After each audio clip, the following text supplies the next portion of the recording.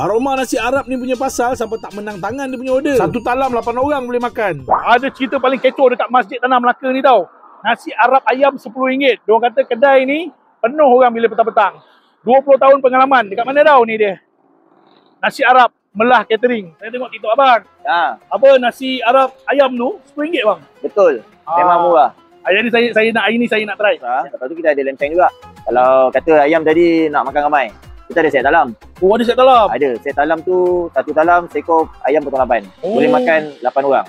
Memang jimat. Ya, memang jimat. Aroma nasi Arab dia ni memang menangkap. Dekat sini pun ada kambing mandi. Masa aku datang ni, ramai yang order lamb shank dia ni. Anggaran 400 gram baru RM40 dengan nasi. Untuk set ayam mandi ni pula, tak menang tangan tau dia punya order. Untuk setiap nasi Arab ni, jangan risau. Dia bagi banyak punya. Untuk set dalam seekor ayam ni, kau tengok nasi tu, dia tambah lagi, dia tambah lagi, dia tambah lagi. Aku pula yang tanya, bang, bila nak berhenti? Betul-betul sedekah ni, RM65. Macam ni punya banyak, ayam seekor. Puas hati bang. Abang ni cakap 5 orang, 6 orang. Tapi aku tengok 8 orang boleh makan ni.